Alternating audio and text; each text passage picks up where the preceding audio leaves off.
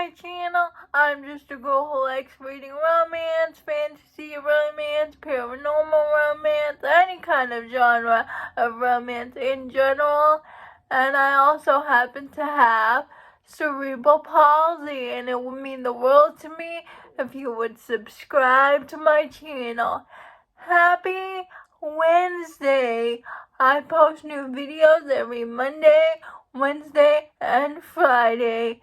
Today's video is going to be, I'm going to talk about all the books that I read for the Monster Mash Readathon, hosted by Hannah Blackwell, Justin on his fiction, Ava from Ava's Romance Books, Jen from the Book Refuge, Maggie from Maggie's Books and Stuff, and Daphne from Being Daphne. If you didn't know, the Monster Mash Readathon started from October 1st to October 10th. So I'm going to talk about all the books that I read for that readathon. Beginning of Fiends by Catherine Moon. It's the second book in her Tempting Monster series. So if you read Lady of Rook's Grave Manor, then you'll know they went to this show where they watch women getting intimate with monsters on stage. The heroine, Esther, who has been in this show for like 8 years, but she's tired of it. She wants something more for her life, and she's also hiding the fact that she's a nymph from everyone in the company because her boss told her to hide the fact that she's half nymph.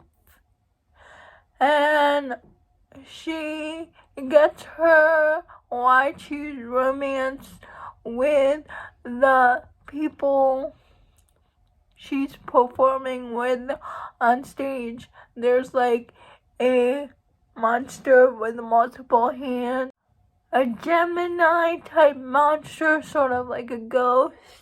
There's an orc, and she gets her Why Choose Romance. I can't remember what the other two monsters are, but there's a friends to lovers romance, there's a class difference romance because one of the monsters is rich and she isn't. While all this is going on, the women in the group company are being murdered, and a police officer is trying to find out who murdered these women, and the police officer is actually a fae who gets to be part of her Why Choose Romance. Third book is my favorite in the series. It is called Sanctuary of Kings, and we follow the heroine, who I can't pronounce her name, but she was kidnapped by the bad guy of the whole series. He kept her prisoner because of her powers. I think it sounded like she is a succubus. Whoever is with her intimately, she allows them to gain more power. And that's why the bad guy captured her. One of the monsters who is eventually a part of her Why Choose Romance, he rescues her and brings her to this mansion. There's a gargoyle and a werewolf and a dragon, and when she gets there, the dragon is sleeping. she had the powers, the capabilities to speak to the dragon in her mind while he is sleeping. And the gargoyle and the dragon are actually fated mates, so there is sword crossing in this one. Also, the people in her heart, Why Choose Romance, knows that she's been saved from captivity, and they try to get her comfortable with her situation, that she doesn't have to go back to that evil monster anymore. And even though she needs to be intimate with people in order to sustain her succubus powers, they treat her differently than her captor. Like, her captor didn't care about her pleasure. He just wanted her powers. But the people involved in her Why Choose harem, they teach her about pleasure and teach her that with the right person, those intimate situations can be good for both parties. And she actually is the one to wake up the dragon, and the dragon and the gargoyle are reunited. And not only is the guy mated with the dragon, but when the dragon was sleeping, he also had a relationship with the werewolf in the group. Her Soul to Keep by Opal Rain. I read this because of Avery, and also because this book has been on my Kindle for a really long time. We follow Rhea, whose village brought her to be sacrificed to this dust walker named Orpheus. Rhea thought Orpheus was this supposedly mean monster that she will get eaten by Orpheus. But when she actually meets Orpheus, she realizes that what her village thought about this Dust Walker is not true. That he actually treats her better than her village does. And Orpheus, his past women that are sacrificed, either runs away because they don't want to be with this monster, or he eats them. And Orpheus is just looking for a companion. He doesn't want to be lonely anymore. And Rhea, I can't pronounce her name. Rhea is different because Rhea is actually curious about him, and Orpheus tries so hard to make Rhea comfortable, and he tries so hard not to eat her.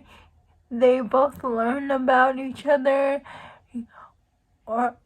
Orpheus discovers that Rhea wants to become a demon slayer, because in this world, demon slayers are seen with respect, and they just have a life together, and it was so cute. I loved it. And when I read the author's note, I knew for sure because the author told us herself that she is a fan of anime, especially the Ancient Magus Bride, and as you can see, the Magus Bride looks like Orpheus, and she's also a fan of Demon Slayer, and I just found that so cool. And for this readathon, I went on an author binge of a new to me author, Tiffany Roberts.